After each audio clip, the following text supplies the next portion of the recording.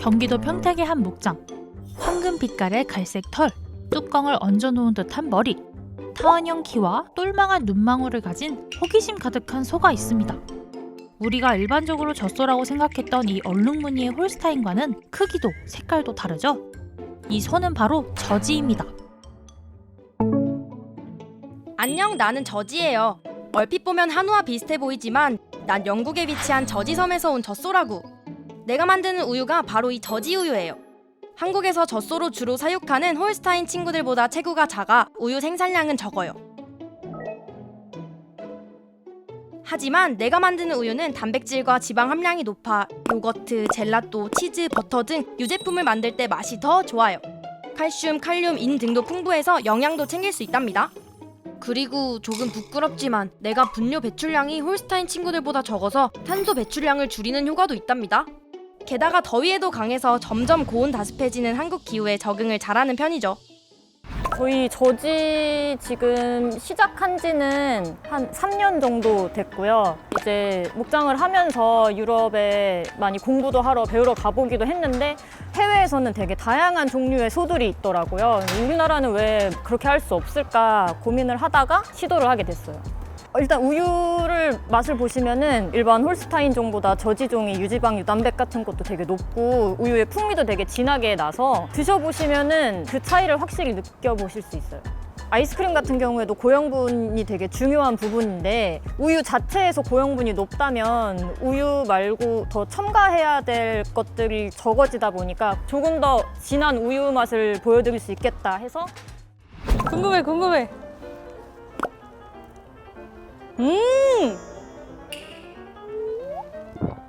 그거 같아요. 그거 리조 그 쌀로 만든 젤라또 같은 느낌인데 쌀 안 들어갔죠? 쌀 안 들어갔어. 네. 풍미가 있는데 깔끔해요. 이게 풍미가 있는데 막 버터 크리미한 느낌이 아니라 뒷맛은 깔끔해서 뭔가 깔끔하게 아이스크림 후식한다는 느낌? 우유도 한번 마셔볼게요. 이게 언제 만드신 거예요? 오늘 아침 거예요.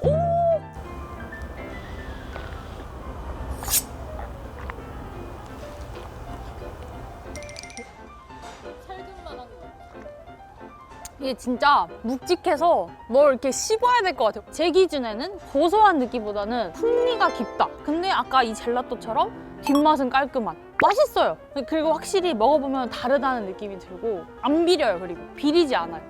기존에 먹던 흰 우유와는 확실히 맛이 달랐는데요. 소비자에게는 새로운 맛을 준 저지. 낙농가 입장에서는 사양 관리가 쉬운 장점이 있다고 합니다.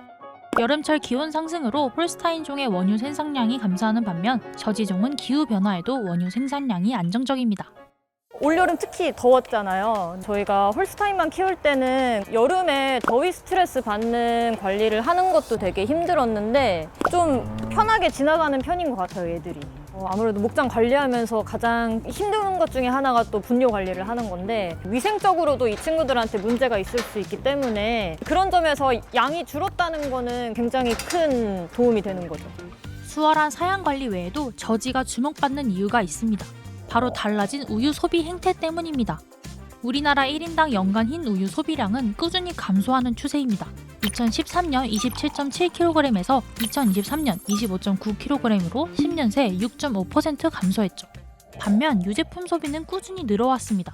하지만 FTA 체결로 원가가 싼 수입산 원유가 들어오면서 국산 원유가 유제품 시장에서 가격 경쟁하기 버거운 상황입니다. 2001년 약 65만 톤이었던 유제품 수입량은 2022년 약 252만 톤으로 약 3.8배 가까이 늘어났고 국산 유제품 자급률은 77.3%에서 44.8%로 감소했습니다. 그래서 경기도에서는 국내 낙농산업 발전을 위해 유제품 가공에 유리한 저지종 육성 산업을 지원하고 있습니다. 저지소를 기르고 좀 육성하고자 하는 농가들이 한 90농가가 모였습니다. 그래서 이제 사육농가 협의체가 구성이 되어서 올해는 그 농가들 대상으로 수정란 한 1000개를 무상 공급을 하고요. 척이가 공간이 너무 많이 남으니까 소가 유격이 있는 거를 조금 없애기 위해서 보정틀을 좀 개선하는 데 필요한 그런 자금을 지원을 해주고 있습니다. 하지만 원유 공급만 하는 낙농가 입장에서는 원유 생산량이 적은 저지종 육성을 꺼려할 수도 있을 것 같은데요. 홀스타인보다 저지는 우유 생산량이 약 한 30% 정도 적게 나옵니다. 그래서 적게 나오면 그 유대가 적기 때문에 농가의 수익 감소로 이어지거든요. 그래서 이 유대 차액을 리터당 359원, 홀스타인 유대 약 30% 정도 되거든요. 저희가 리터당 359원 정도로 지원을 해주고 있습니다. 낙농의 40%를 점유하는 경기도가 낙농 정책 변화의 중심이 되고자 적극 육성할 계획입니다. 앞으로 저지종이 주요 품종으로 자리 잡을 가능성이 크기에 적극적으로 저지종 육성을 지원할 계획이라는 경기도. 물론 사업 초기인 만큼 낙농가들의 진입 장벽을 낮추기 위해 더 많은 지원이 필요한 것은 사실입니다. 그래도 이 영상을 봤으니 앞으로 저지 우유를 만나면 낯설지 않게 받아들일 수 있겠죠? 앞으로 국내 낙농가를 위해서 많은 관심 가져줘. 이번 영상을 만든 PD가 추천하는 영상도 보고 가세요. 스브스 뉴스의 다른 영상을 즐기시려면 구독 버튼을 꼭 눌러주세요.